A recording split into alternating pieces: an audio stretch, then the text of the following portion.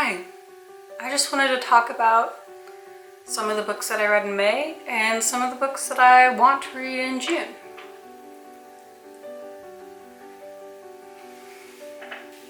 I probably should have scripted this, but I didn't, so I'm just gonna ramble at the camera. I also tried to make my lipstick look straight, like here, but I don't really wear makeup. I only own this lipstick and mascara. That's what it's called, mascara. And that's it. So I can't really line my lips. So we're just doing our best. And that's enough, I think. I had to pause to get some of the stuff that I'm talking about. So I don't have the books that I actually read this month because I got them from the library. I just started going to the local library here. But I do have my Goodreads where I keep track of what I've read and what I've rated it and everything like that.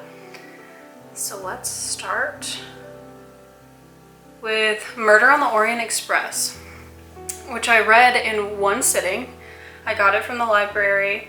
I had a day off that day and I came home and I work a night shift. So really all I can do on my days off is a little bit during the day, but most of the time I'm awake at night.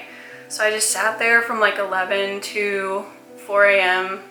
reading this book. It was really good. I really enjoyed it. I love reading books in one sitting because it's almost like watching a movie. Like you never leave it. You're there for the full story all at once. It was really good. What did I rate it?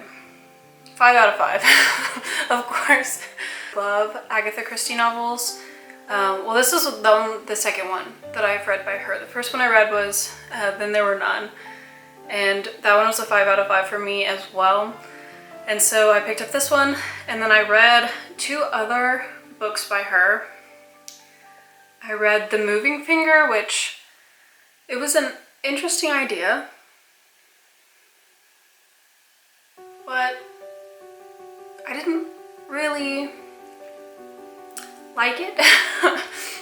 Like I don't know if it's the actual story that I didn't like or the fact that I read it after reading 1Q84, which is a really intense book.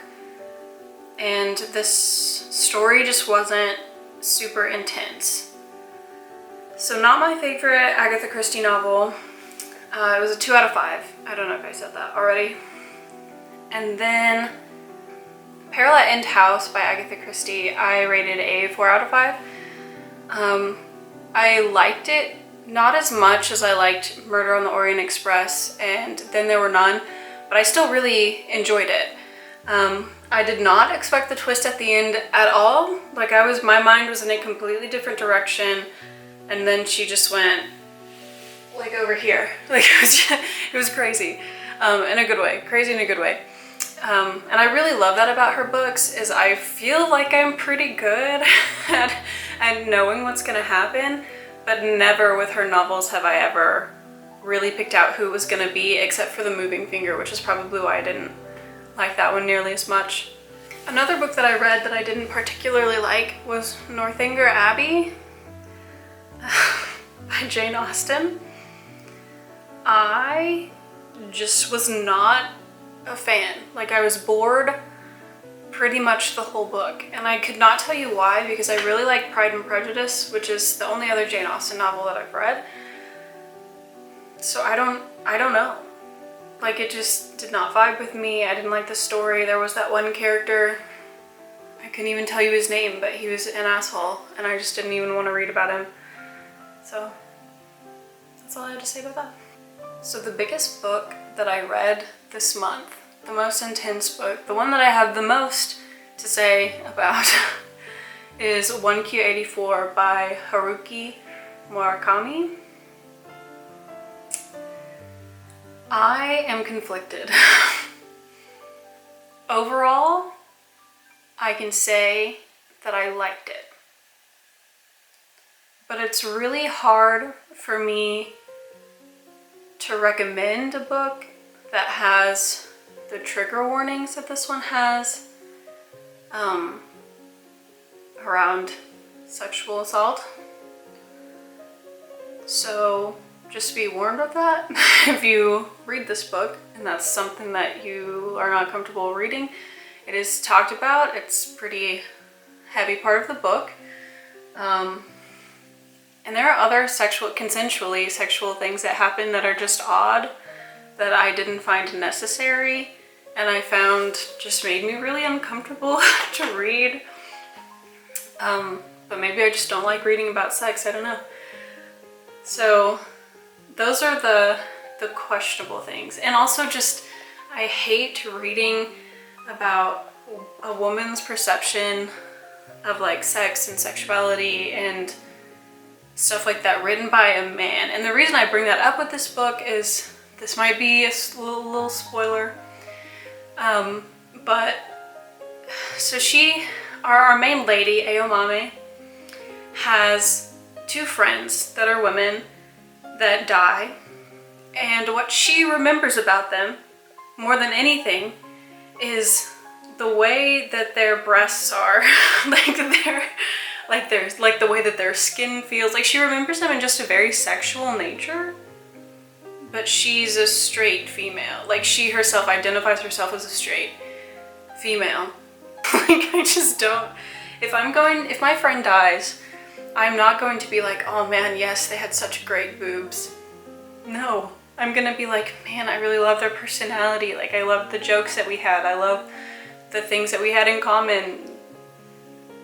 Not, oh man, her nipples, yup. I just can't. I don't know what to say about it. But, however, it was like a 900-page book, and I did read the whole book, so there are a lot of good things about it that made me want to continue reading. Like, I liked a lot of other parts of Aomame that weren't. So I'm done ranting about the bad things. Those were pretty much all the bad things, and the rest of it was really good. I really liked the storyline. Like, I wanted to keep reading it. And I thought everything was explained really well. I was reading some reviews before I finished it, and a lot of people were like, oh, I felt like this thing wasn't really, you didn't explain it very well, but I disagree. I think he did, and it's like the little people, I guess. He explained it as much as it could be explained, like in that world. So, I mean, that's really all you can do. Is that all the books I read this month? I believe so. I really love long books, which I think is why I liked 1Q84 so much. And there were a lot of things about it that were drawn out and a lot of readers would consider unnecessary. But I really love reading about like someone's kitchen from their own perspective, like how they see the world. Like really seeing something through someone else's eyes and having it being described in detail. And maybe that's just because that's how my brain works. And I love to like look at something and think about all the different ways that someone could see that one thing. It's really interesting to me. And so if you like that kind of thing, just like reading about people's perceptions of the world, then I think you would like this book. Because there is a lot of that in there on top of the plot. And I just love long books. Like, I just love them. It's like I can live, it's almost like watching a TV series. Like, I can live in this world for multiple days or weeks or however long I really want to drag it out for. And that was really nice. Like, it was comforting to always be able to return to something. Like, return to a world that you've been in for the last week.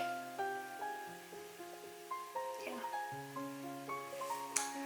So out of everything that I read in May, I would recommend Murder on the Orient Express, The Highest of All, Parallette End House, and then 1Q84. And I would not necessarily recommend Northanger Abbey or The Moving Finger. Like, maybe try out The Moving Finger, like, I'm not really sure. Like I said before, it might have just been that I read it after I finished 1Q84. So it was was a lot less intense. And so I wasn't excited through the book. But I think it's also just the plot wasn't as intense as some of her other plots were. So that's my opinion on that. This video's cup of tea is sponsored by my aunt. Or I guess my aunt's neighbor, but my aunt. So it's a golden monkey, like Tivana golden monkey tea. But it's really good, it's a black tea. I really like it. So I have 4 books that I want to read in the month of June, at the very least. I have a lot going on in June, so that's why it's such a small list. And one of them is a short story, which I guess we'll start with. So I really want to read Frankenstein by Mary Shelley. I watched the Hulu thing about Mary Shelley, and that was really cool. And so I ended up getting just this simple, odd-sized copy off of Amazon for pretty cheap. And the print is super, super small. And like the layout of the book is weird, but I mean, that's not really a big deal. The story's going to be the same. So I'm really excited to get into this. And I've had it for a few months now, and I've just never picked it up, and there's really no reason not to. So I'm going to get into that.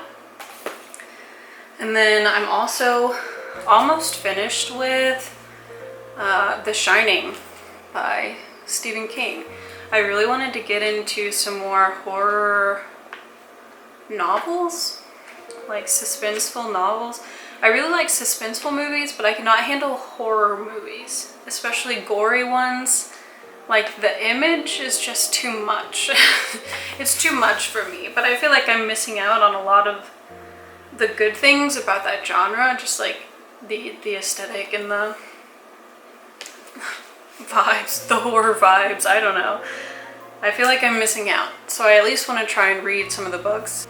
So I'm on page 402 of 659.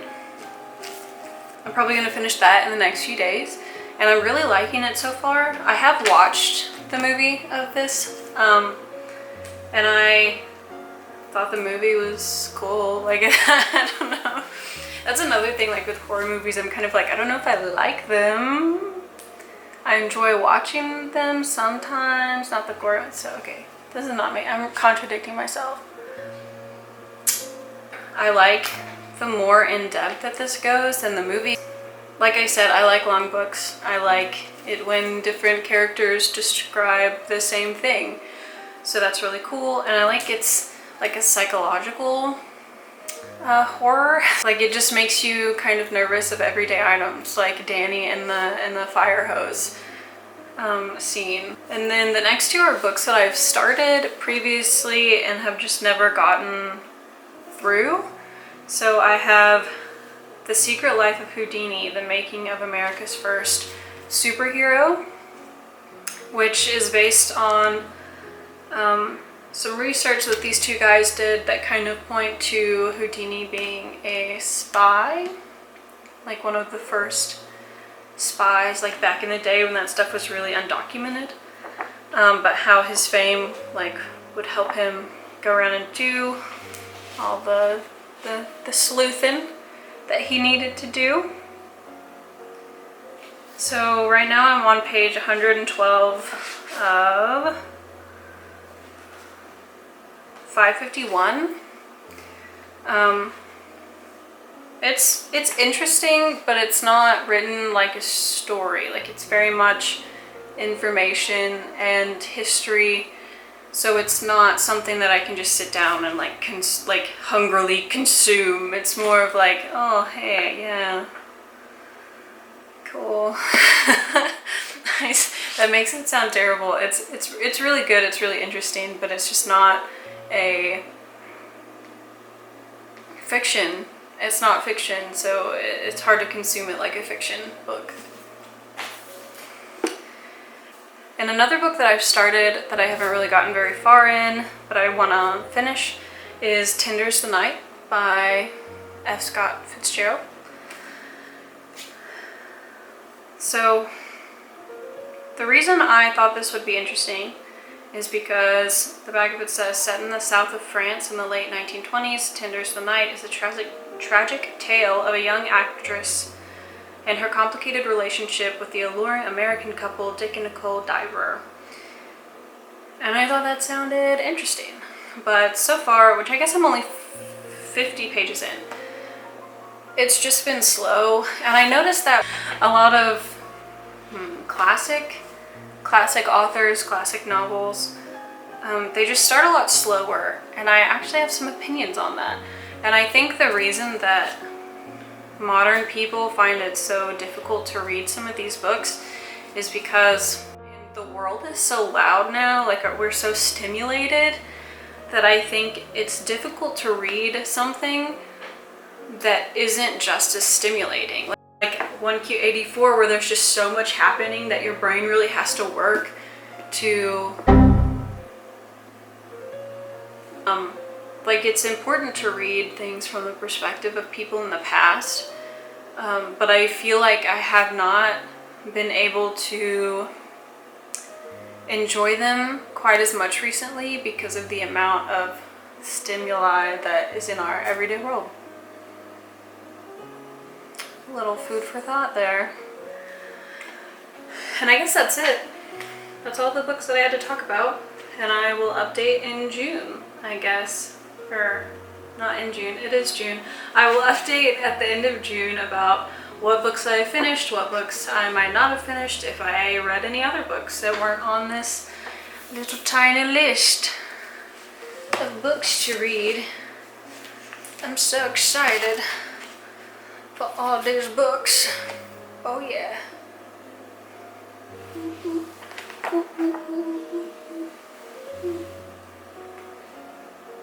Okay. See ya. Wouldn't wanna be ya, but maybe I do. Maybe I do wanna be you.